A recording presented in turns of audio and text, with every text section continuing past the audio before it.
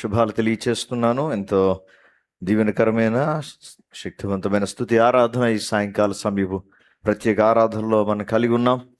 ప్రభు మన మధ్యను సంచరించుతూ ఆయన చేసిన ప్రతి కార్యం బట్టి సమస్త మహిమ ఆయనకి కలుగును గాక. ఆమేన్.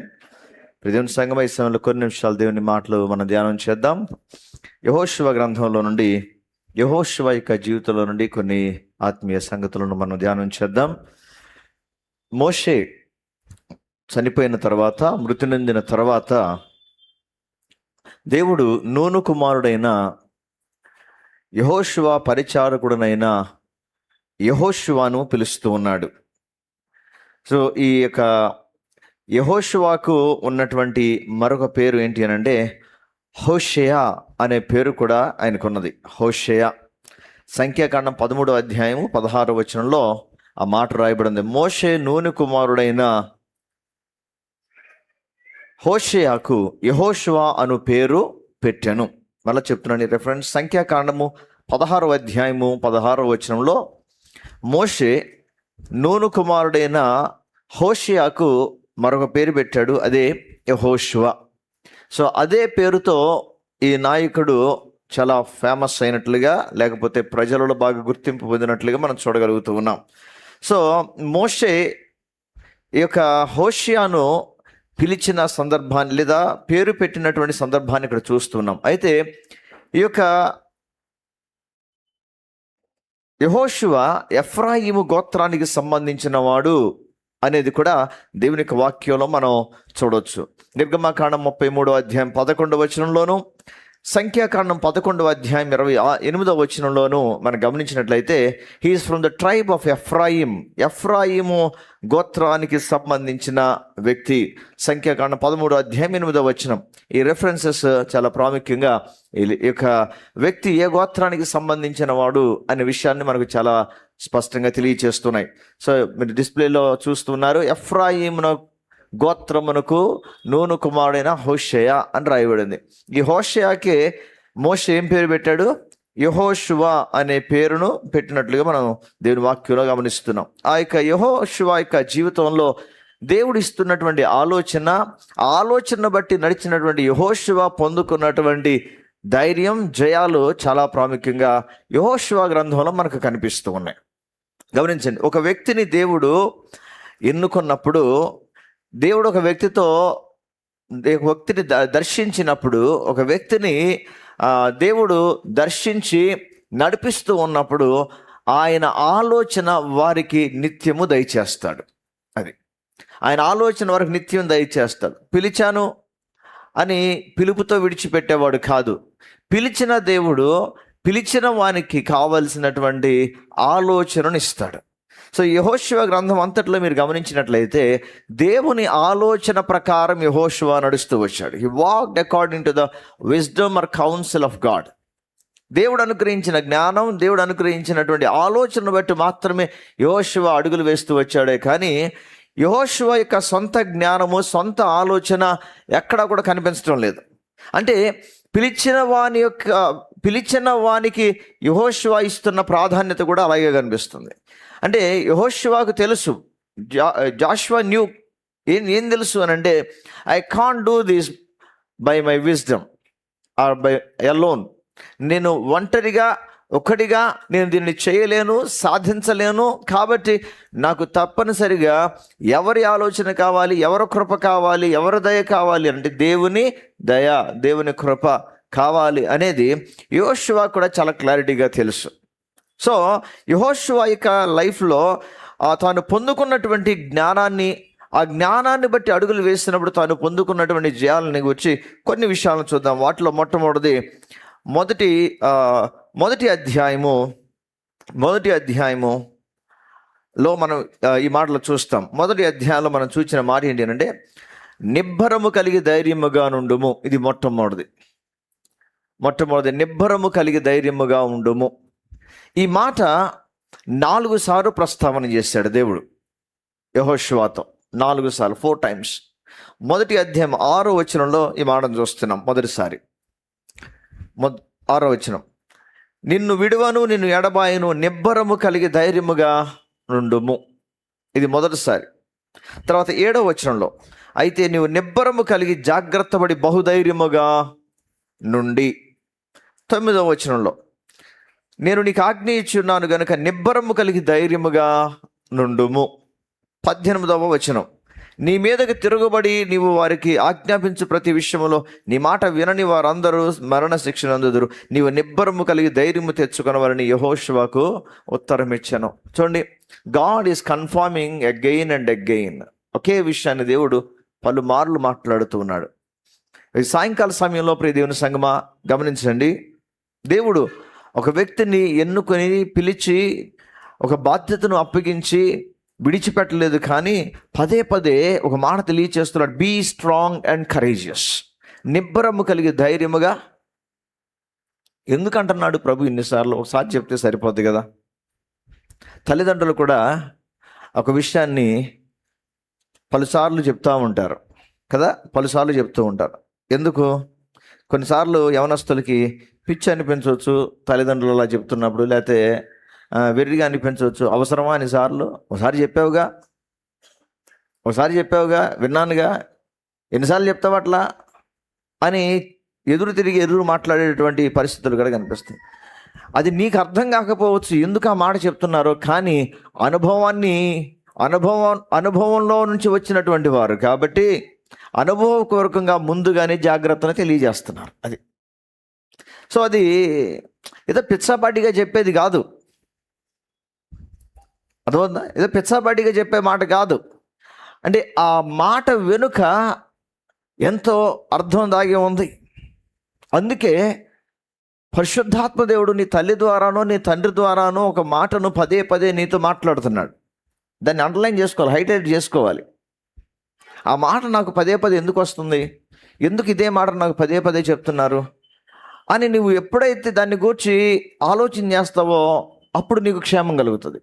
ఒకవేళ ఆ ఆలోచనను, ఆ మాటను నువ్వు పెడచెవిని పెట్టావనుకోండి, నష్టం కలుగుతుంది. సో ఇక్కడ యెహోషువతో దేవుడు 1కి 4 సార్లు ఎందుకు చెప్పాడు?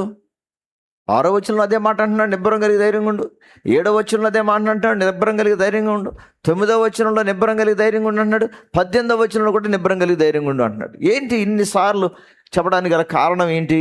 What's the reason? కారణం ఏంటి అయ్యి ఉంటుంది అని అంటే, యెహోషువ ముందున్న పరిస్థితులు ఎరుగనివాడు, సమస్తం ఎరిగినవాడు దేవుడు. యెహోషువకు ముందున్నటువంటి వ్యక్తుల బలం ఏంటో తెలియదు, కానీ యెహోషువకు ఎదురు కాబోతున్నటువంటి జనము, వారి బలము దేవునికి తెలుసు. యెహోషువకు ఎదురయ్యేటటువంటి వ్యక్తులు, వారి కుయుక్తులు, వారి యొక్క దుర్యోచనలు తెలియదు, కానీ దేవునికి తెలుసు. ముందున్నటువంటి పట్టణాల యొక్క బలం, పట్టణాల యొక్క ఏలే వారి యొక్క మనస్సులు యెహోషువకు తెలియదు, కానీ దేవునికి తెలుసు. అందుకే సమస్తము ఎరిగినటువంటి దేవుడు ముందుగానే యెహోషువని బలపరుస్తూ ఉన్నాడు, ముందుగానే ధైర్యపరుస్తూ ఉన్నాడు, ముందుగానే పదే పదే ఒక మాటను తెలియచేస్తూ ఉన్నాడు. నిబ్బరము కలిగి ధైర్యంగా ఉండు, నిబ్బరము కలిగి ధైర్యంగా ఉండు. అంటే ఒక మాటలో చెప్పాలి అని అంటే, నీవు పరిస్థితులని నీ భుజాల మీద వేసుకోవద్దు. Don't take on your shoulders. Be calm, ధైర్యంగా ఉండు. Do not fear. అక్కడ అష్యూరెన్స్ ఇస్తున్నాడు. ఏంటి ఆ అష్యూరెన్స్ అని అంటే, నేనున్నాను కదా నీకు, ఎందుకు భయం? ధైర్యంగా ఉండు. నేనున్నాను కదా నీకు, తోడుగా ఉన్నాను కదా, ధైర్యంగా ఉండు, నిబ్బరం కలిగి ఉండు, ధైర్యంగా ఉండు అని దేవుడు 1కి 4 సార్లు చెప్పడానికి గల కారణం ఏంటంటే, he sees the future and he knows the future. ఆమేన్. ఆయన భవిష్యత్తును చూచినవాడు, పరిస్థితిని చూచినవాడు కాబట్టి ఆయన అంటున్న మాట నిబ్బరము కలిగి ధైర్యంగా ఉండు అని మాటను తెలియజేస్తున్నాడు. So Joshua would face giants, ఆజానుబాహులను, ఉన్నత దేవులను ఎదుర్కొంటాడు అనేది దేవునికి తెలుసు. బలమైన పట్టణాలు ఎదుర్కొంటాడు అన్న సంగతి దేవునికి తెలుసు. ఆ తర్వాత 20 లక్షల మంది ప్రజలను నడిపించేటటువంటి ఒక బలమైన పరిచర్య, లేకపోతే బాధ్యత యెహోషువ మీద ఉంది. ఆ ప్రజలు మామూలు వాళ్ళు కాదు, సామాన్యులు కాదు, తిరుగుబాటు చేసేవారు, ఏదైనా చేయడానికి తెగబడేవారు. సో అటువంటి ప్రజలను లీడ్ చేయబోతున్నాడు యెహోషువ. కాబట్టి ఇప్పుడు యెహోషువకు కావాల్సింది ఏంటి అని అంటే ధైర్యం కావాలి. ఒకవేళ మీలో ఎవరికైనా ఇప్పుడు పిలిచి వచ్చే ఆదివారం మీరు ఆరాధన నడిపించండి అని అంటే మొట్టమొదటిగా కలిగేది ఏంటంటే గుండె వేగం పెరిగిపోద్ది, దడదడ కొట్టుకుంటూ ఉంటుంది. ఓకే, అంటే ఆ బాధ్యత అప్పగించబడుతూ ఉన్నప్పుడు, ఒక రెస్పాన్సిబిలిటీ అప్పగించబడుతున్నప్పుడు నేను చేయగలనా, ఇది నా సామర్థ్యమా, నా సామర్థ్యానికి సరిపోయిందనా, నాకు మించింది కదా ఇది, నా వల్ల అవుతుందా, నేను చేయగలుగుతానా, నాకు చేతనవుతుందా, నాకు అంత జ్ఞానం ఉందా అని వాళ్ళు ప్రశ్నలు ఏం చేస్తాయి అంటే మనల్ని భయాన్ని కలుగు చేస్తాయి. సో భయం ఏం చేస్తుంది అంటే ఫియర్ ప్యారలైజెస్ ఎ పర్సన్. భయం ఏం చేస్తుందంటే ఒక వ్యక్తిని పడగొట్టేస్తుంది, అంటే ముందుకు అడుగు వేయనీదు, ఏ పని చేయనీదు, అధైర్యపు మనసు పిరికితనాన్ని కలుగు చేస్తుంది. ప్యారలైజ్ చేస్తుంది అంటే పక్షవాతం కదా, పక్షవాత పరిస్థితులను తీసుకుని వెళ్తుంది. అంటే మనిషిగా ఉండడానికి ఉన్నావు కానీ ఏది దేవుని కొరకు ఏది చేయలేనటువంటి పరిస్థితిలో ఉండిపోతున్నావు, అంతే, ఏది చేయలేనటువంటి పరిస్థితుల్లోకి వెళ్ళిపోతారు. So fear paralyses a person. So God is dealing with fear. యెహోషువ జీవితంలో భయము అనే విషయాన్ని గురించి దేవుడు డీల్ చేస్తున్నాడు. సో భయం ఏం చేస్తుంది అని అంటే, భయము చేసేటటువంటి పని ఏంటి అని అంటే మనల్ని మొదటిగా శారీరకంగా మనల్ని బలహీనపరుస్తుంది, number 1. Number 2, it steals our joy. భయము మన సంతోషాన్ని, మన ఆనందాన్ని దొంగిలిస్తుంది. నెంబర్ 3, దేవుడు మనకిచ్చినటువంటి అన్నింటినీ నాశనం చేస్తుంది. డిస్ట్రాయిస్ ది ఎబిలిటీ దట్ దేవుడు మనకిచ్చినటువంటి సామర్థ్యాన్ని నాశనం చేస్తుంది. 4వది, భయం ఏం చేస్తుంది అంటే మనము దేవుని దృష్టిలో మనం చూడకుండా, దేవుని కోణములో మనం చూడకుండా మన ఆలోచనలను నియంత్రిస్తుంది. 5వది, భయం ఏం చేస్తుంది అంటే దేవుని వాగ్దానాలను మనం చూడకుండా దేవుని వాగ్దానాలను విస్మరించేటట్లుగా చేస్తుంది. దేవుని వాగ్దానాలను పట్టించుకోకుండా భయం ఎక్కువగా ఆవరించి ఉంటుంది. అప్పుడు మనం దేన్ని కాన్సన్ట్రేట్ చేస్తాం, దేని మీద ఎక్కువ ధ్యానం ఉంచుతాం అంటే పరిస్థితి మీద ధ్యానం ఉంచుతాం, అంతే, అక్కడతో ఆగిపోతాం. అంటే ఆ తర్వాత మనం ఆలోచన చేయం. దేవుని వాగ్దానాలు ఉన్నాయి, ఆ వాగ్దానాల వైపు మన మనసు వెళ్ళదు. మన మనసు ఆగిపోయేది ఎక్కడంటే పరిస్థితి దగ్గరే. ఆ మనకు భయం కలిగించిన పరిస్థితి దగ్గరే ఆగిపోతుంది. అంటే ఇప్పుడు భయం ఏం చేస్తుంది అంటే it will make us to overlook God's promises and truths. దేవుని యొక్క సత్యాలు, దేవుని వాగ్దానాలను మనం చూడకుండా వాటిని మర్చిపోయేటట్లుగా చేస్తుంది భయం. అంత మాత్రమే కాదు, మన ఆత్మీయ జీవితంలో పడిపోవడానికి కూడా కారణమవుతుంది భయం. ఇంకా భయం ఏం చేస్తుందంటే fear separates us from God. భయము ఏం చేస్తుందంటే మనము దేవుని దగ్గర నుంచి వేరవ్వటానికి కారణమవుతుంది. చూడండి, ఇన్ని ప్రతికూల పరిస్థితులు భయములో దాగి ఉన్నాయి. అందుకే యెహోషువ దేవుని నుండి తప్పిపోకూడదు అని, దేవుని వాగ్దానం నుంచి తప్పిపోకూడదు అని, దేవుడిచ్చిన ఆనందంలో ముందుకు కొనసాగాలి అని, దేవుడిచ్చిన సామర్థ్యంలో ముందుకు కొనసాగాలని, దేవుడిచ్చిన సామర్థ్యాన్ని తక్కువ చేసుకోకుండా దేవుడిచ్చినటువంటి సామర్థ్యానికి విలువిస్తూ ఆ సామర్థ్యం ఇచ్చినటువంటి దేవునితో నడవడానికి ధైర్యం కలిగి నడవాలి అని, దేవుని దృష్టిలో దేవుని ఆలోచనలో చూడగలగాలి అని, దేవునితో నడిచే క్రమంలో బలముగాను ఆత్మీయతలో స్ట్రాంగ్గా నడవాలి అని ఉద్దేశించాడు. కాబట్టి దేవుడు యెహోషువ జీవితంలో భయము అనే దానికి తావీయకుండా ముందుకు కొనసాగాలి అనే ఉద్దేశంతో 1-4 సార్లు ఇదే మాట చెప్తూ ఉన్నాడు.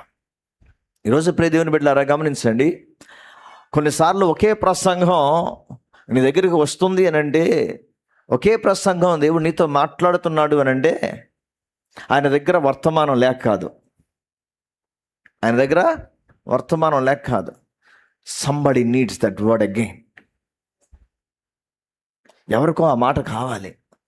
అందుకే దేవుడు అదే వర్తమానాన్ని, అదే అంశం, కానీ ఆయన ఎక్స్పోజ్ చేసే విధానం, ఆ మాటను వారితో మాట్లాడే విధానం వేరుగా ఉంటుంది. గమనించాలి. ఈ ప్రసంగం లాస్ట్ వీకే చెప్పారు, మళ్ళీ ఇప్పుడు ఎందుకు చెప్తున్నారు? God brought somebody in to this place. దేవుడు ఎవరినో తీసుకుని వచ్చాడు. He wants to speak to them. వారితో మాట్లాడాలనుకున్నాడు, సూటిగా మాట్లాడాలనుకుంటున్నాడు. ఆమేన్. ఈరోజు నీకు ఆ మాట అవసరం లేదేమో, కానీ వేరెవరికో దేవుడు ఆ మాటను ఆశీర్వాదకరంగా మార్చాలనుకుంటున్నాడు. అయితే ఈరోజు నేను ఆరాధనకు రావడం అంత యూజ్ లేదంటారా? నో, అలా అనడానికి వీల్లేదు. ఇక్కడ నువ్వు చేయగలిగింది ఏంటి అని అంటే, చేయాల్సింది ఏంటంటే, ఈ వర్తమానం అంతటిలో నాతో దేవుడు ఎక్కడ మాట్లాడతాడని ఎదురు చూడాలని. లేదా ప్రభువా, ఈరోజు నువ్వు ఎవరితో మాట్లాడ ఉద్దేశించి మరలా ఈ సందేశాన్ని వినిపించావో ఆ వ్యక్తులను బలపరిచి నిలబెట్టు ప్రభువా, వారు పడిపోకుండా సహాయం. ఆ దినం వర్తమానం ఏదో అంశాన్ని బట్టి ప్రార్థన చేసి ఆ వ్యక్తులను ప్రభు యొక్క హస్తాల క్రిందకు అప్పచేయడానికి, ప్రార్థన సహకారాన్ని అందించడానికి నేను నడిపిస్తున్నాడేమో. హల్లెలూయా. దేవుని బిడ్డలారా గమనించండి, ఒక మాట నీ దగ్గరకు పదే పదే, ఒక ప్రసంగం పదే పదే నీ దగ్గరకు వస్తున్నాడు, ఒక హెచ్చరిక నీ దగ్గరకు పదే పదే వస్తుంటే దాన్ని లైట్గా తీసుకోవద్దు, క్యాజువల్గా తీసుకోవద్దు. దాని వెనక ఎంతో సత్యం దాగి ఉంది. అందుకంటున్నాను, Joshua doesn't know who is going to come. Joshua doesn't know what kind of cities he's going to face. God knows everything. దేవునికి అన్నీ తెలుసు. అందుకే ముందుగా చెప్తున్నాడు, ముందుగా బలపరుస్తూ ఉన్నాడు. నేను డిగ్రీలో ఉన్నప్పుడు కొన్ని ఆర్టికల్స్ రాస్తూ ఉండేవాడిని. ఆర్టికల్స్లో నేను రాసిన ఒక ఆర్టికల్ ఏంటంటే, అమ్మా జాగ్రత్త అని ఆర్టికల్ రాశాను. ఆ ఆర్టికల్లో నేను కోట్ చేసిన మాట ఏంటంటే, ఇందాక నేను మీకు ఆ మాట చెప్పాను, మన పెద్దవారు ఒక మాట మనతో చెప్తూ ఉన్నప్పుడు ఆ మాట యొక్క అంతరార్థం ఏంటా అని గమనించాలి చెల్లి, తమ్ముడు అనే స్టేట్మెంట్తో రాశాను. ఆ మాట యొక్క అంతరార్థం ఏంటి, డీప్ మీనింగ్ ఏంటి అనేది నువ్వు గమనించాలి, అర్థం చేసుకోవాలి. ఓ చెల్లి, తమ్ముడు అనే మాట నేను రాయటం జరిగింది ఆర్టికల్లో. ఈరోజు పరిశుద్ధాత్మదేవుడు నీతో మాట్లాడుతున్న మాట, నువ్వు దేని గురించి భయపడుతున్నావో, ముందున్నటువంటి మాసాలను గురించి, ముందున్నటువంటి పరిస్థితులను గురించి, ఎలా ఉండబోతుందో అనే గలిబిలి ఒకవేళ నీలో ఉన్నట్లయితే కనుక, ముందున్నటువంటి పరిస్థితిని ఎలా హ్యాండిల్ చేయాలో దేవునికి తెలుసు. నమ్మితామని చెప్పు. ముందున్నటువంటి వ్యక్తులతో ఎలా మాట్లాడాలో దేవునికి తెలుసు. ముందున్నటువంటి గనులతో ఎలా డీల్ చేయాలో దేవునికి తెలుసు. ఇప్పుడు నువ్వు కంగారు పడిపోయి హై బీపీఓ లో బీపీఓ తెచ్చుకోవడం కంటే, ఇప్పుడు ప్రశాంతంగా ఉండి ఆ రోజు దేవుడు నీకు ఇచ్చే మాటను నువ్వు మాట్లాడడం మంచిది. హల్లెలూయా. గమనించు, ఈ మాట పరిశుద్ధాత్మదేవుడు సాయంకాల సమయంలో నీకు ఇస్తున్నటువంటి మాట. కంగారు పడొద్దు. నేను లేకపోతే కంగారు పడాలంటున్నాడు దేవుడు. ఆమేన్. నేను నిన్ను మర్చిపోతే కంగారు పడాలి, నేను నిన్ను విడిచిపెడితే కంగారు పడాలి, నువ్వు నా దృష్టిలో లేకపోతే కంగారు పడాలి. నేను నిన్ను నా స్వహస్తాలతో చేసుకున్నాను, నా అరచేతుల్లో నిన్ను చెక్కుకున్నాను, నిన్ను విమోచించాను, నిన్ను రక్షించాను, ఇక్కడ వరకు నడిపించిన వాడును ఇక్కడ నిన్ను నడి సముద్రంలో ముంచేస్తానా? ఇక్కడ వరకు నడిపించిన దేవుడు నిన్ను ముందుకు నడిపించడా? ఇక్కడ వరకు సహాయం చేసిన దేవుడు ముందుకు సహాయం చేయడా? ఇక్కడ వరకు నీకు తోడై ఉన్న దేవుడు ముందు కాలంలో తోడై ఉండడా? ఇక్కడ వరకు శత్రువుల మీద జయమిస్తూ వచ్చిన దేవుడు ముందున్నటువంటి శత్రువుల మీద జయమివ్వడా?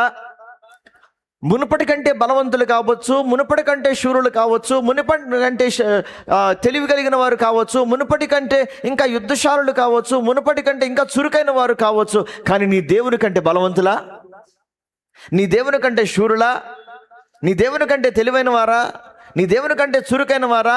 నీ దేవుని జ్ఞానానికి మించిన వారా? నీ దేవుని సామర్థ్యానికి మించిన వారా? మరి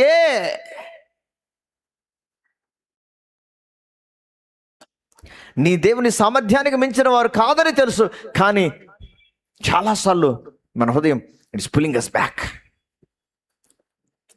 వెనక్కి లాగేస్తూ ఉంది. చాలాసార్లు వెనక్కి లాగేస్తూ ఉంది. మన జీవితాల్లో ప్రియ దేవుని సంగమా గమనించండి, ప్రభు మనతో మాట్లాడుతున్నటువంటి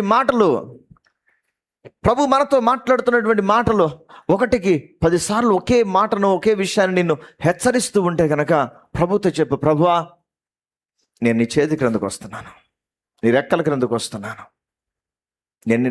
వస్తున్నాను, నీవు నన్ను నడిపించు అని దేవుని ఆలోచన క్రింద, కానీ రెక్కల క్రింద ఉండడం మంచిది. ఆమేన్. దేవుడు రెక్కల క్రింద ఉండడం మంచిది. గమనించండి, fear paralyzes you. Before fear paralyzes you, make sure నువ్వు దాన్ని స్టెప్ చేయాలి, దాన్ని తొక్కాలి. ఆమేన్. దాన్ని నువ్వు తొక్కాలి. ఎలా సాధ్యమవుతుంది? In the name of Jesus Christ of Nazareth. Hallelujah. నజరేయుడైన యేసు క్రీస్తు నామమున నువ్వు చెప్పాల్సిన మాట ఏంటంటే, దేవుడు నాకు పిరికితనము కలిగిన ఆత్మను, బిగ్గరగా చెప్పాలి, ఇవ్వలేదు. God did not give you a heart of timidity. దేవుడు నీకు ఇచ్చిన ఆత్మ ఏది? ధైర్యము కలిగిన ఆత్మ. ఆమేన్. దేవుడు నీకు ఇచ్చిన ఆత్మ ఏది? ధైర్యం కలిగిన ఆత్మ. నువ్వు చూడవలసింది ఇప్పుడు నీ పరిస్థితిని కాదు, కానీ దేవుణ్ణి చూడగలగాలి. ఆమేన్. పలుసార్లు మాట చెప్తున్నారు, మరలా జ్ఞాపకం చేస్తాను. నీ పరిస్థితిని నువ్వు చూచినంత కాలము భయముతో అక్కడే ఆగిపోతావు. నిన్ను భయపెడుతున్న పరిస్థితిని కాక జయమిచ్చే దేవుని వైపుకు నువ్వు విశ్వాసంతో చూడగలిగితే గనక, కీర్తనకాడు అంటాడు, కొండల తట్టు నా కన్నులు ఎత్తుచున్నాను, నాకు సహాయం ఎక్కడి నుండి వచ్చును? యెహోవా వలనే నాకు సహాయము. ఇప్పుడు నువ్వు ఆ బండను, ఆ పర్వతాన్ని, ఆ సవాలును కాదు చూడాల్సింది, యెహోవా వలన వచ్చు సహాయమును చూడాలి. నీ హృదయాన్ని ఎత్తైన వైపుకో, నీ కన్నులు ఎత్తైన వైపుకో, నీ చేతులు ఎత్తైన వైపుకో, నిభ్రమతో దేవుని వైపుకు చూడు. నిన్ను ఏది ముంచలేదు, నిన్ను ఏది కాల్చలేదు, నిన్ను ఏది నీ మీద జయాన్ని పొందుకోలేదు అని సైన్యములకు అధిపతి యెహోవా ఉదయకాల సమయంలో నీకు తెలియజేస్తున్నాడు. The Lord of hosts says this. సాయంకాల సమయంలో సైన్యములకు అధిపతి యెహోవా సెలవిస్తున్న మాట, you will not be drowned. You will not be drowned. నువ్వు మునిగిపోవు. ఏది నిన్ను ముంచదు, ఏది నువ్వు ముంచదు, ఏది నీ మీద అధికారం చేయలేదు, ఏది నిన్ను ఆపలేదు, ఏది నిన్ను కంట్రోల్ చేయలేదు. దేవుడు నిన్ను ముందుకు కొనసాగించడానికి ఇక్కడ వరకు నడిపించాడు. హల్లెలూయా. గమనించండి, యెహోషువ లేడేమో కానీ దేవుడు తోడుగా ఉన్నాడు. ఆమేన్. 40 సంవత్సరాల పాటు నడిపించినటువంటి యెహోషువ లేడు. అయ్యగారుంటే కదా సహజంగా. గమనించు, నాయకుడిని పిలిచినవాడు ఆ తర్వాత స్థానంలో నిన్ను ఒక నాయకుడిగా పెట్టాడు. ఆ తర్వాత స్థానంలో నీకు ఒక బాధ్యతను అప్పగించాడు. అంటే ఇప్పుడు ఎవరు నీకు తోడుగా ఉన్నారు అంతే చెప్పాలి. దేవుడని చెప్పండి, ఎవరు తోడుగా ఉన్నారు? మోషే లేకపోవచ్చు, ఎవరున్నారు? మోషే నాయకత్వం లేకపోవచ్చు, ఎవరు నాయకత్వం ఉంది? మోషే ఆలోచన లేకపోవచ్చు, ఎవరు ఆలోచన ఉంది? మోషే తోడుగా లేడు, కానీ ఎవరు తోడుగా ఉన్నారు? ధైర్యపరిచే మోషే తోడుగా లేడు, కానీ ఎవరు ధైర్యంగా ఉన్నారు? హల్లెలూయా, హల్లెలూయా. దేవుడు నీకు తోడుగా ఉన్నాడు. నిన్ను బలపరచడానికి అన్నిసార్లు నీ భర్త, నీ భార్యో, లేదా నీ తల్లో, నీ తండ్రో ఉండకపోవచ్చు, ఉండరు కూడా. కానీ ఎవరు నీకు తోడుగా ఉన్నారు ఎప్పుడు? అది గమనించు. ఆయన నీకు తోడుగా ఉన్నాడు. ఆయన నీకు తోడుగా ఉన్నాడు. నేను ఒకరోజు నాకు పెద్ద కుమార్తెతో యాదృచ్ఛిక ఇంకో మాట చెప్పాను. నాన్న, కొన్నిసార్లు నేను నీవే ప్రోత్సహించుకోవాలని చెప్పాను. కొన్నిసార్లు నేను నీవే ప్రోత్సహించుకోవాలి అనే మాట చెప్పాను నా పెద్ద కుమార్తెతో. ఎందుకు? కొన్నిసార్లు భయం కలిగే పరిస్థితి ఉండొచ్చు. అప్పుడు నువ్వు ఏం చేయాలంటే, యేసయ్యా నాకు ధైర్యం ఇవ్వు అని అడగాలి. ఆమేన్. సో నిన్ను నీవు బలపరుచుకోవాలి. అది ఎలా సాధ్యమవుతుంది? ఒక క్రైస్తవునిగా నిన్ను హిప్నోటైజ్ చేసుకోవడం లేదు. నీవు హిప్నోటైజ్ చేసుకోవడం లేదు. నీవు దేవుని వాక్యం చేత నీవు బలపరచుకుంటున్నావు. అది నీ దగ్గర ఏ కౌన్సిలర్, నీ దగ్గర ఏ ఫ్యామిలీ కౌన్సిలర్, లేకపోతే ఏ కౌన్సిలర్ నీ దగ్గర లేకపోవచ్చు, కానీ పరలోక కౌన్సిలర్ నీకు ఎప్పుడు తోడుకున్నాడు. అది గమనించు. ఆమేన్. కాబట్టి నాయకుడు లేడేమో, కానీ దేవుడున్నాడు. నాయకుని ఆలోచన లేదేమో, కానీ దేవుడున్నాడు. దేవుని ఆలోచన ఉన్నది. అందుకే ప్రారంభములోనే ముందున్న ప్రయాణమును గూర్చి మోషేతో దేవుడు మాట్లాడుతున్నటువంటి మాట, నిబ్బరము కలిగి ధైర్యముగా ఉండు అనే మాటను తెలియజేశాడు. ఇది మొదటిది. రెండవది మొదటి అధ్యాయము 8వ వచనంలో దేవుని మాట నుండి తప్పిపోకూడదు. అది రెండవది, దేవుని మాట నుండి తప్పిపోకూడదు. చూద్దాం, ఆ మాట చూద్దాం. మొదటి అధ్యాయం 8వ వచనం, ఈ ధర్మశాస్త్ర గ్రంథమును నీవు బోధింపక తప్పిపోకూడదు, దానిలో వ్రాయబడిన వాటన్నిటి ప్రకారము చేయుటకు నీవు జాగ్రత్త పడినట్లు దివారాత్రము దాన్ని ధ్యానించిన యెడల నీ మార్గమును వర్ధిల్ల చేసుకుని చక్కగా ప్రవర్తించెదవు. గమనించండి దేవుని బిడ్డలారా, దేవుని మాట మనకు జ్ఞాపకం చేస్తుంది. మొదటి కీర్తన గ్రంథంలో మొదటి అధ్యాయంలో రాయబడిన మాట ఒకసారి చూద్దాం. కీర్తన గ్రంథము మొదటి కీర్తన 2వ వచనం, యెహోవా ధర్మశాస్త్రమునందు ఆనందించుచు దివారాత్రము దానిని ధ్యానించువాడు ఎందుకు ధన్యుడు? దివారాత్రము ధ్యానించినవాడు ఎందుకు ధన్యుడు? ధర్మశాస్త్రమునందు ఆనందించుచు ధ్యానించువాడు ఎందుకు ధన్యుడు అంటే 3వ వచనంలో, అతడు నీటి కాలువల యొరన నాటబడినదై ఆకు వాడక తన కాలముందు ఫలమంచి చెట్టు వలె నుండును, అతడు చేయునదంతయో. ఆమేన్. అందుకు దేవుని మాటలో మనం ఉండాలి. అందుకు దేవుని మాట ప్రకారం మనం జీవించాలి.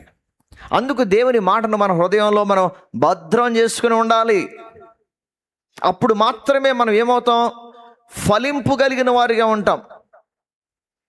మనం చేసే పనంతా కూడా సఫలమవుతుంది.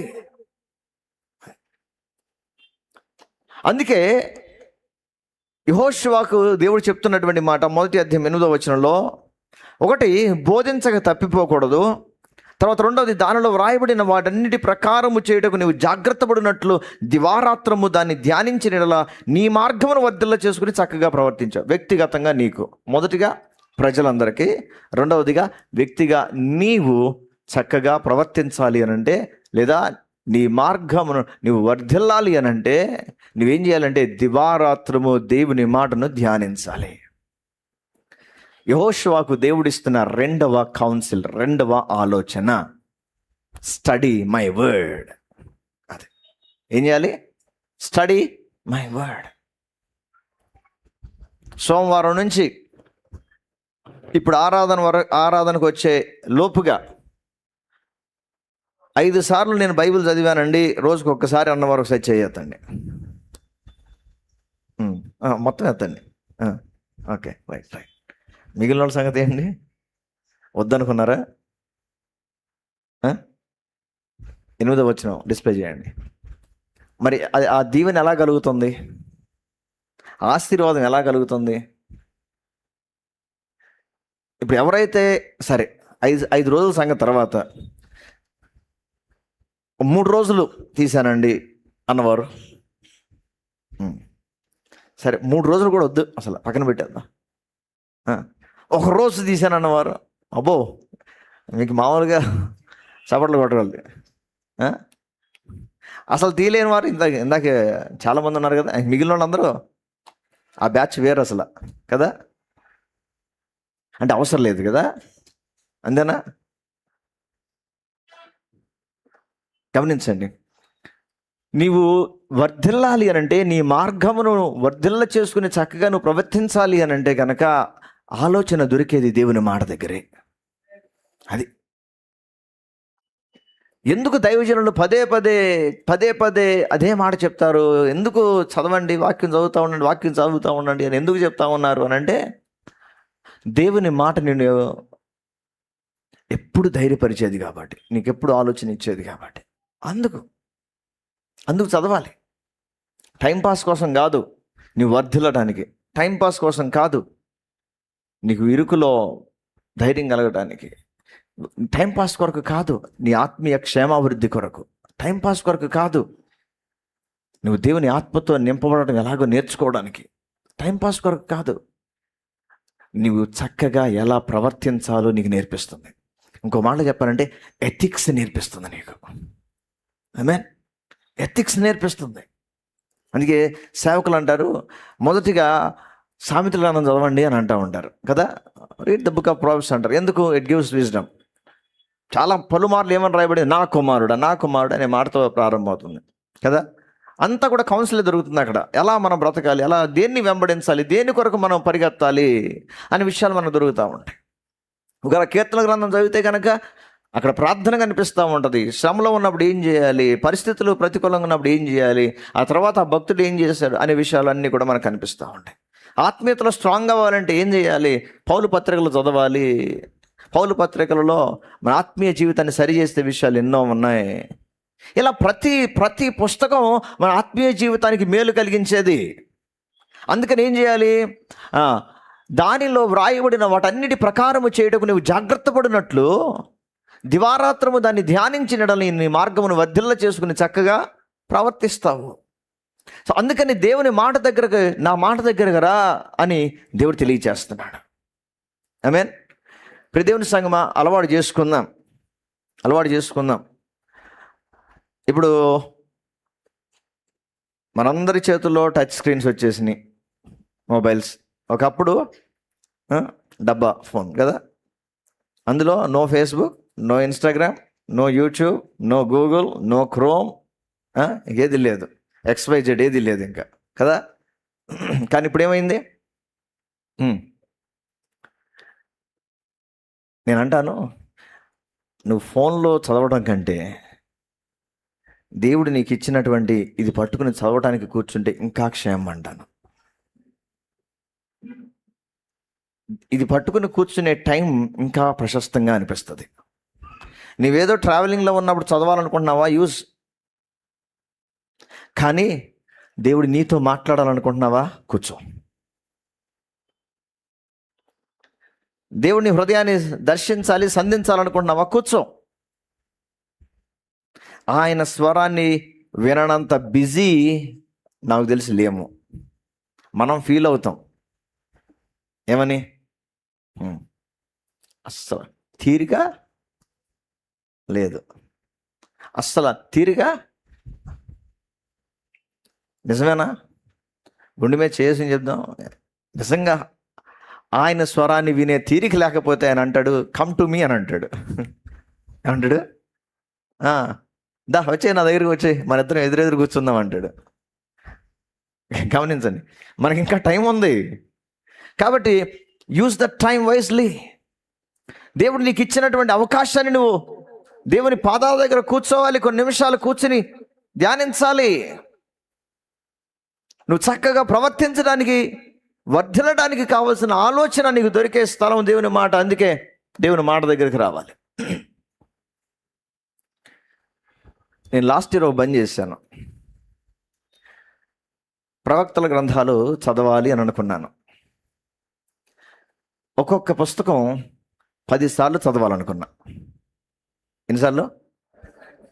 అందుకని ఏం చేశానంటే, ఒక పుస్తకం చదివిన తర్వాత ఇంకో పుస్తకానికి వెళ్ళకుండా, ఎందుకు మొత్తం స్టార్ట్ చేసి ఎండింగ్కి వెళ్ళిపోతే మరి రెండోసారి రావడానికి ఇంట్రెస్ట్ ఉండదు. నా బలహీనత నాకు తెలుసు.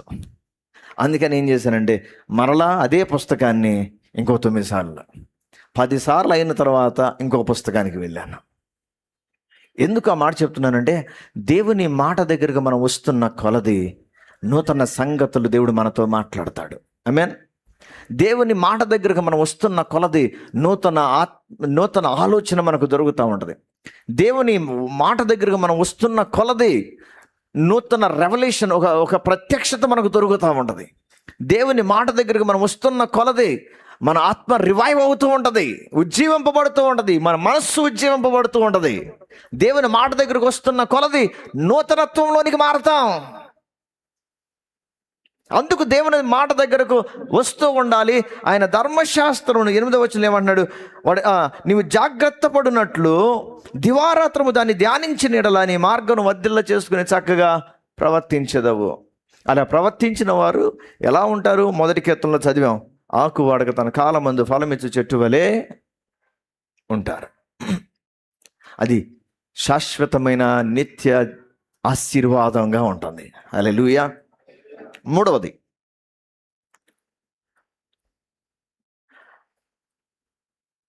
తోడై ఉంటాను అని అంటున్నాడు దేవుడు. మూడవది తోడై ఉంటాను అంటున్నాడు. యెహోషువ గ్రంథం 1:5 యెహోషువ గ్రంథం 1:5 నీవు బ్రతుకు దినములన్నిటిను ఏ మనుషుడు నీ ఎదుట నిలవలేక యుండును, నేను మోషేకు తోడై ఉండినట్లు నీకును. ఇదే మాటను మరొకసారి దేవుడు యెహోషువతో కన్ఫర్మ్ చేస్తూ మాట్లాడుతున్నాడు. 9వ మరొకసారి చదువుదాం. నేను నీకు ఆజ్ఞాపించి ఉన్నాను గనుక నిబ్బరము కలిగి ధైర్యం ఉండుము, దిగులు పడకము, జడియముకము. నీవు నడుచు మార్గమంతటిలో నీ దేవుడైన యెహోవా నీకు తోడై. 5వ ఏమంటున్నాడు? నీవు బ్రతుకు దినములన్నిటిని ఏ మనుషుడు నీ ఎదుట నిలవలేక. 9వ ఏమంటున్నాడు? నీవు నడుచు మార్గమంతటిలో నీ దేవుడైన యెహోవా నీకు తోడై ఉండును. గమనించండి ప్రియ దేవుని బిడ్డలారా, మూడవదిగా దేవుడు అంటున్నటువంటి మాట, I will be with you, నేను నీకు తోడై ఉంటాను అని దేవుడు వాగ్దానం ఇస్తున్నాడు. అది కూడా ఎలా, ఇంకో మాట యాడ్ చేస్తున్నాడు, నేను మోషేకు తోడై ఉండినట్లు నేను నీకు తోడై. మోషే యొక్క ప్రయాణంలో, మోషే యొక్క నాయకత్వంలో వస్తూ ఉన్నప్పుడు ఆ 40 సంవత్సరాలు ఏ శత్రువైనా ఆపగలిగారా? ఆపలేకపోయారు. ఏ బలవంతులు ఆపగలిగారా? ఎవరు ఆపలేకపోయారు. అది చెప్తున్నాడు దేవుడు ఇక్కడ. ఏమంటున్నాడు 5వ ఏ మనుష్యుడు నీ ఎదుట నిలవలేక ఉన్నాను అంటే, నువ్వు ఒక్కసారి turn back and look how I was with Moses.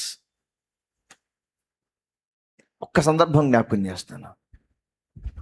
Last 2 weeks నేను ఆ సందర్భాలు మాట్లాడుతూ వచ్చాను. నిర్గమకాండం 17వ నుంచి అమాలేకీయుల మీద జయము ఇచ్చారు కదా. ఎబూసీయులు కావచ్చు, కనానీయులు కావచ్చు, పెరిజ్జీయులు కావచ్చు, ఇలా 10 మంది ఉన్నారు. వీరెవ్వరూ కూడా మోషే నాయకత్వంలో ఇశ్రాయేలు ప్రజలను ఎవరు ఆపలేకపోయారు. నువ్వు ఒకసారి వెనక్కి చూడు, ఒకసారి look back, look the history, look the past. ఒకసారి చరిత్ర చూడు, ఒకసారి వెనక జరిగిన సంగతులు చూడు. నేను మోషేకి ఎలా తోడుగా ఉండి నడిపించానో నీకు కూడా అలాగే నడిపిస్తాను, నిన్ను కూడా. Amen. What a confirmation, what a confirmation. అంటే వారు మిమ్మల్ని ఆపలేకపోయారు. అలాగే ఇప్పుడు నీ నాయకత్వం క్రింద నడిచే ఈ 2 మిలియన్ పీపుల్, 20 లక్షల మంది ప్రజలు డోకా లేకుండా ముందు కొనసాగుతారు. ఆమేన్. డోకా లేకుండా ముందు కొనసాగుతారు. అది దేవుడు ఇస్తున్నటువంటి కన్ఫర్మేషన్, దేవుడు ఇస్తున్నటువంటి ఒక చక్కటి ధైర్యం. నేను మోషేకు తోడై ఉండినట్లు నీకును తోడై ఉంటాను అనే కన్ఫర్మేషన్ దేవుడు ఇస్తున్నాడు. 4వది 3వ అధ్యాయానికి వెళదాం. క్విక్గా మూవ్ అవుదాం, సమయం అయిపోతుంది. క్విక్గా మూవ్ అవుదాం. యెహోషువ గ్రంథం 3వ అధ్యాయము.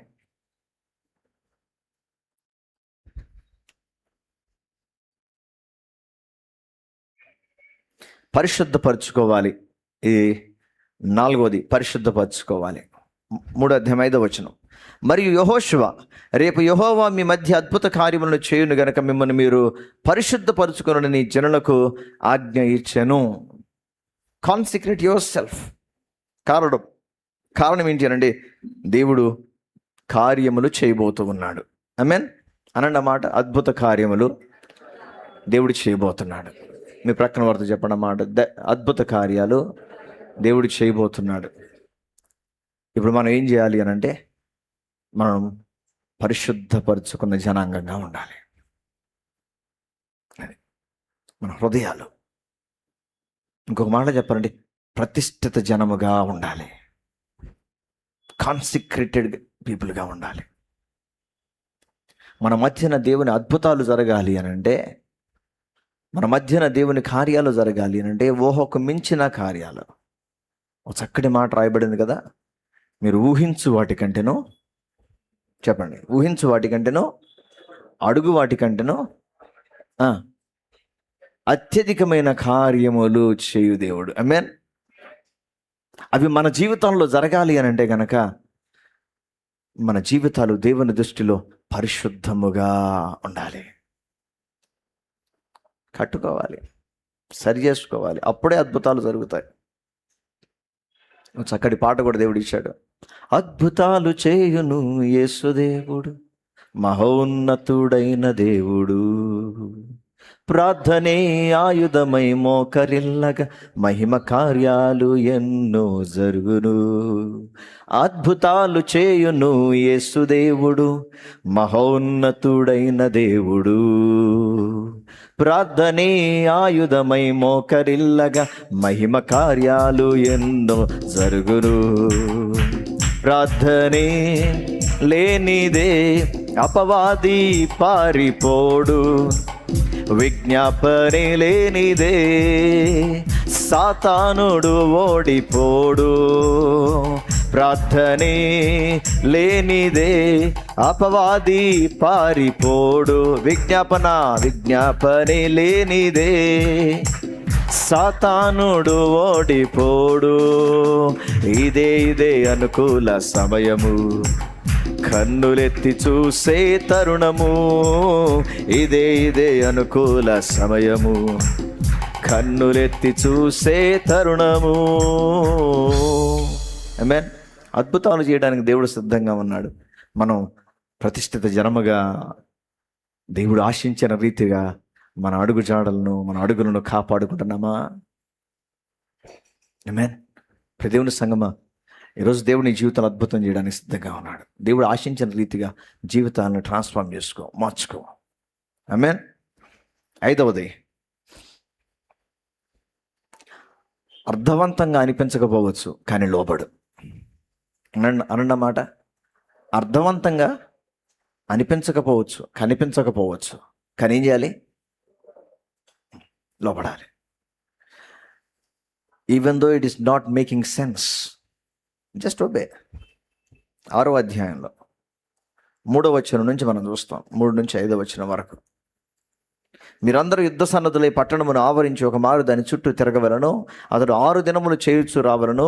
7 యాజకులు పొటేలు కొమ్మ బోరలను పట్టుకుని ముందుగా నడువవలను. 7వ దినమున మీరు 7 మారులు పట్టణము చుట్టూ తిరుగుచుండగా ఆ యాజకులు బోరలు నోదవలను. మానక ఆ కొమ్ములతో వారు ధ్వని చేయుచుండగా మీరు బోరల ధ్వనిని వినున్నప్పుడు జనులందరూ ఆర్భాటముగా కేకలు వేయవలను.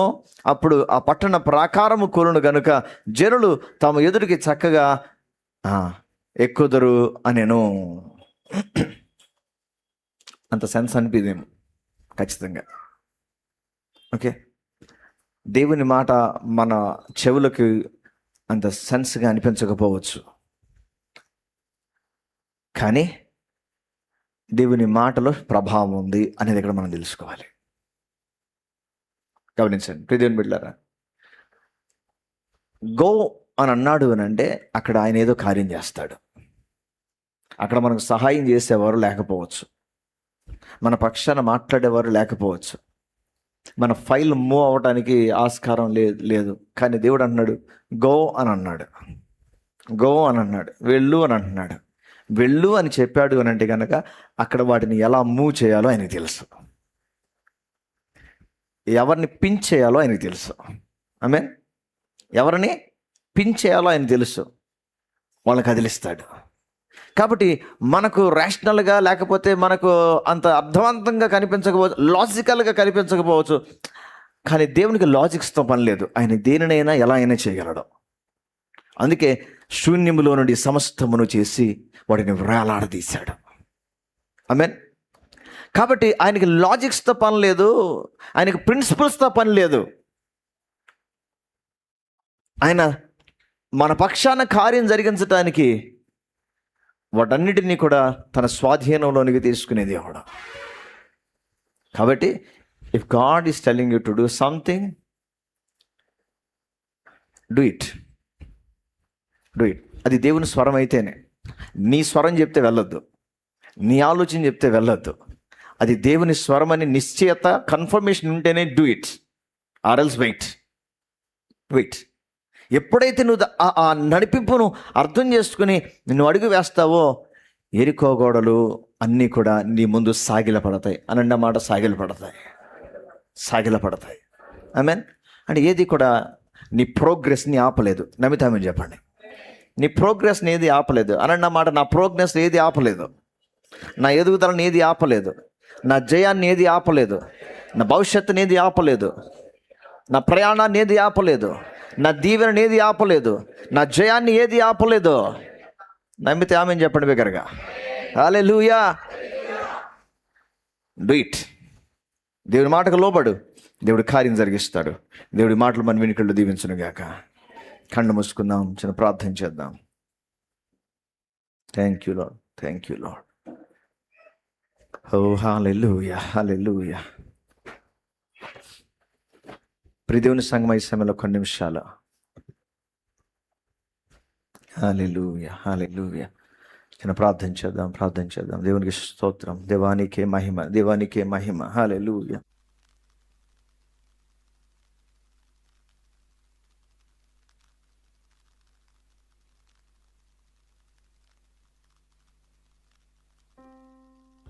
హల్లెలూయా.